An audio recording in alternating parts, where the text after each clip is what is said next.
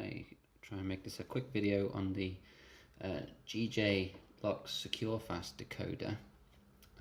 This is your British Standard 5 lever Securefast. It's on a 7 gauge key, so when you're looking through the keyhole you'll notice the size. Maybe you have gauge keys, you can check that.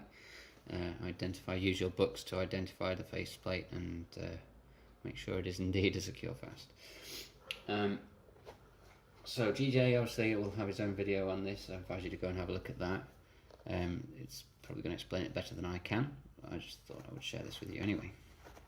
So I'm going to do it with the bolt on the right, because obviously that's always the more difficult way to open a lock. But obviously it's just the same if it's on the other side as well. Really makes no difference with the decoder.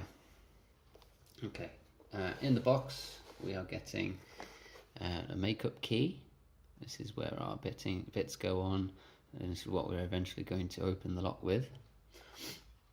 It comes with the decoder itself, and this is the indicator on the back that's going to help us identify what levers are at what numbers, what heights. It comes with your chart as well for both left and right. You can see at the bottom there we are 1 to 4, and the 5th height says will return under spring pressure. So if you ever feel some spring pressure on your gauge, you know it should be a 5.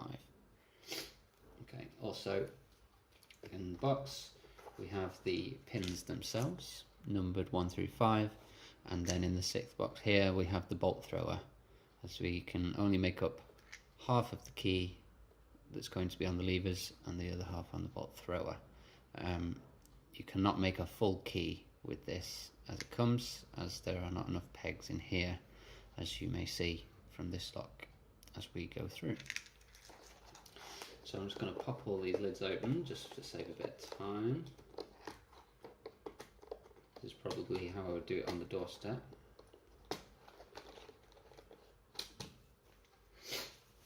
Excuse me, sniffing my way through this video. I've got a bit of a cold. Okay, so next step, I'm going to move this back a bit, hopefully we can get everything in shot, is we'll take our decoder, and because we are bolt on the right, here's my method.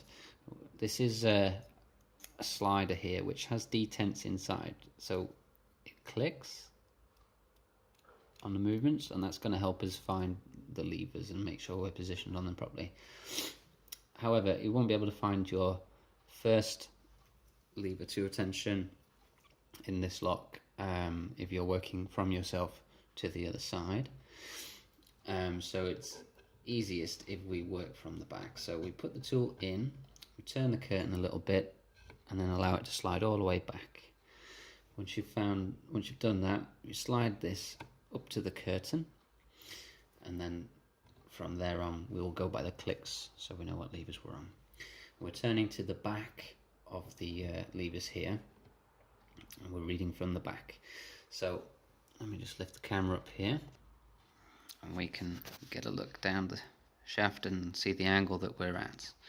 So looking at our chart here with the bolt on the right, so we'll cover that one. We have what looks to be a number 2, I would say. So it's not vertically up, and it's not at the angle that you see number 3 is there. It's somewhere in the middle, which would be the number 2, obviously. Okay, we'll pop you back over here. So from this point, we'll hold on to this handle or wheel here and pull the clicker back 1. Probably the hardest part about the whole thing, making sure you're only moving 1 click. So that was 1 click, and we'll turn and read again. Excuse me. I'm not going to keep picking the camera up, I'll just tell you what I'm reading. So here I'm seeing there is another 2. So what you might want to do is either on your phone or on a piece of paper like I have here, we're just going to start writing these numbers down as we go so we can build the key up easily. So we have 2 number 2s. Okay, we'll bring the end here back to its horizontal. that allows us to move through the lever pack. If you left it up like this and tried to move back and it was a lower lever, you wouldn't be able to move it back. So we'll always bring it down like this and move another click. There we go. Okay, so another thing to point out here, when we are lifting it onto the levers here, we're not just lifting it until it rests on the lever, we're pushing it until it stops. If we just put it to rest on the lever and it was a number 5, you wouldn't feel the spring, you wouldn't know it was a 5. So we push it until it stops. So you can see this one's quite vertical, so we'll put that as a number 1. So third lever from the other side is a number 1. Bring that back down again, and we'll move another click, and we're pressing and it's stopped here. Again, to me this looks like another number 2. So lever number 4 from the other side is a number 2.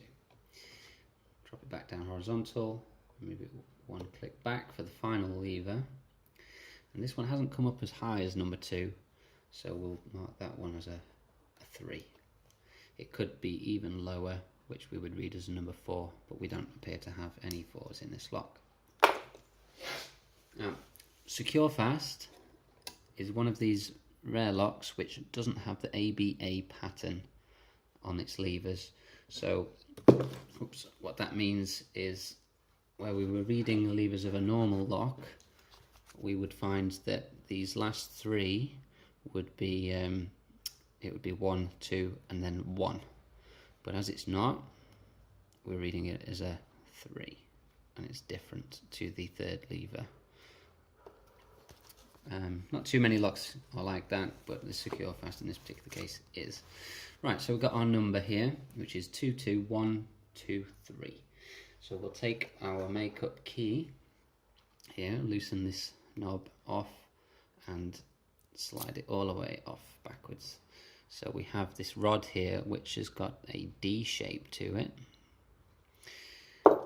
as our finger pins here have the corresponding female version of that, so they slide along. So we want to start with 2 2s. Okay, so this is the first one. I'm going to recommend that you slide each one down individually and not load them all up at the back end and slide them all in one go, as you will struggle. There's much more friction, you'll struggle to slide them along. Okay, so we have 2 number 2s loaded on there.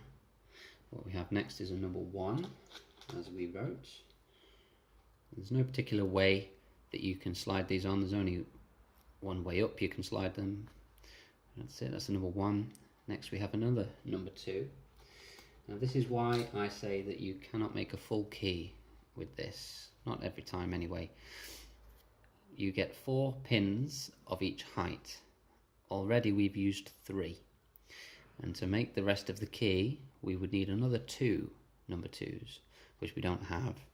It's not necessary if we're just opening the door, and obviously you could, if you're trying to cut a key from this, you could cut 1/2 of the key and then flip the pattern around with the bolt thrower on the tip end and continue to cut the rest of the key.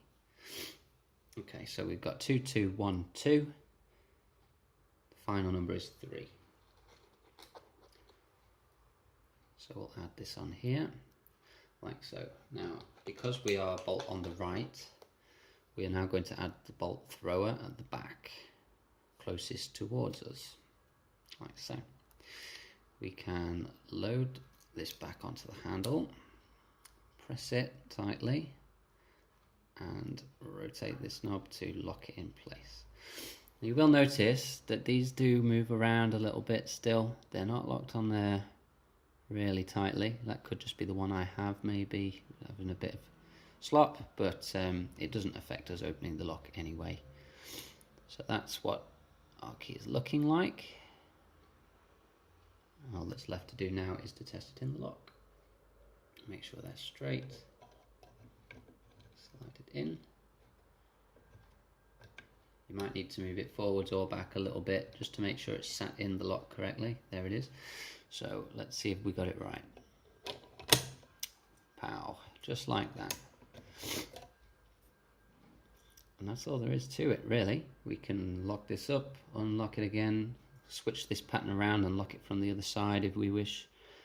It's really good. We can keep this number written down if we ever need to come back to this lock and get in again. Then we can just build the key up and enter the lock straight away.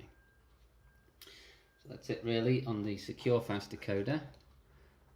Really this is just to show not everybody gets to see these tools. If you're not a locksmith, I don't believe you should have these tools if you're not a locksmith. There is no reason in Locksport to own these tools.